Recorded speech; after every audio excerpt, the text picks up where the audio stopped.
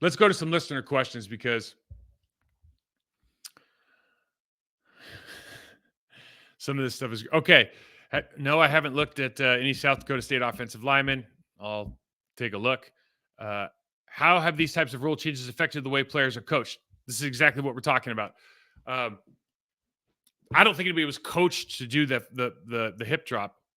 I think they should be coached to do it if it's not banned. So I'm glad it's banned.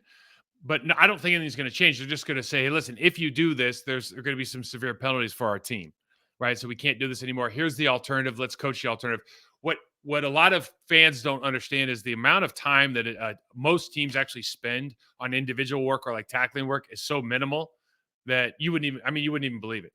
Like you want to be the best at the basics. We always talk about be the best at the basics, be really good with your footwork and your basic techniques, blocking, tackling, etc. We don't spend a lot of time doing it. That's why a lot of guys aren't good at it. But elite level athletes that are competitive, like these guys are going to figure out a way to get somebody down, and they figured out what is the most efficient way to do it.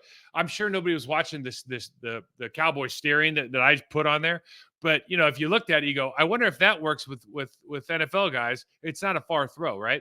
So it's certainly effective. They're going to coach it. Not out of the game, but they're going to be more detailed when hopefully they're more detailed when they coach. They spend more time on it and they say, listen, if you were thinking about doing this, here's the alternatives. The problem is, like with the Cowboys video that I just showed, or the Patrick Queen video, you got to make sure that the rules are so clear that those things they're just universally understood. Those are not fouls. Some of the rugby stuff I showed, the first two I showed, those are fouls. But that's not a foul. Teach it. Or better yet, teach perfect technique every time and just say under no circumstances you cannot do this. And with the first one, with the kickoff, I can't wait to see what these special team coordinators come up with. I think they're going to come up with some really cool stuff. I think the special teams coordinators are going to come with some really cool stuff for this kickoff, honestly. Hip drop tackle shouldn't have been coached out the league, but so here we are. Kick above. Okay. Does being able to play multiple O-line positions in college equal being able to play multiple line positions in the National Football League? It's player specific. Some guys can play every position in college, don't have a place in the National Football League. But I would say this: if you're a high level guy, you're going to be able to play multiple positions in the league. You don't really find it doesn't mean you're good at everything. But if you can play guard and tackle, that's better than being able to play guard or tackle. So, like for example, Jonathan Ogden comes in the league. Plays left guard, can play left tackle. Laremy Tunsil comes in the league, starts at left guard. Next season, bumps out to left tackle. Brandon Albert starts at left guard, bumps up to left tackle. Mike Flanagan could play center, could play left tackle. Frank Winters could play center, could play right guard. Guards can switch back and forth. Yeah, so it helps. But I always listen. If you're going to the National Football League, you want to be kind of elite at something. You can be a jack of all trades and have a career, but if you're trying to bang out a career and you're like, hey, I can play every position, you're valuable, right? You're valuable at a price. If you are elite or you're really, really good or you're an above average starter at one of those things and you're just maybe not as a jack of all trades as some other guy, they're going to want the above average to elite level starter that plays that position much more so than the guy who can play four positions or the center. I think what you're talking about is when you talking about backup guys that can play multiple positions are super helpful. Listen, Elgin Jenkins can play those other positions, but he's not nearly as good as he is at left guard. So the versatility is helpful, but let's not sit here and say that his value to the Packers is that he can play every position. The value to the Packers is that he's a damn good left guard. If they move him to right tackle because he can do it, he's not as valuable anymore because he's not as good at right tackle as he is at left guard, if that makes sense. Yeah, is tackling worse? Is it overall due to very low live tackling practice? Yeah, and it's not only live practice; it's just like attention to detail and technical work in practice at all. Absolutely.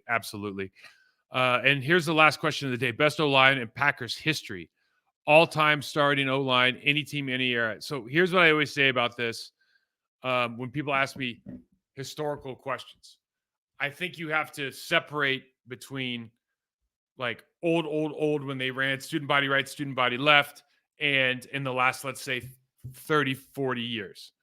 So when you talk about the Packers Super Bowl offensive line, the offensive line, maybe my generation that came after that was pretty good. You talk about with with Balaga Bakhtiari, with Lindsey, with TJ and Sitton. I think that was a really really good line as well. So I mean, you got to remember when the Packers went to the Super Bowl, that line probably wasn't as good as maybe the two after it. But the interior guys, you had a healthy Aaron Taylor was an absolute unit. Outland, I think what Outland Award winner in college, Notre Dame guy. You had Frankie, who was all-time Packer great, and then you had Timmerman, and Timmerman was an incredibly good player who probably just got more notoriety later in his career when he went to the Rams because the greatest show on turf. But those three, from an interior standpoint, of course, I like myself, Mike, and Marco. Of course, I like Josh and Lindsley and TJ Lang. But it's tough to say that those three guys in their prime are not on par with those. So I think the differentiator becomes which tackle tandem do you like better? Do you like Chad and Mark? Do you like Balaga and Bach? And here's the hard part for me.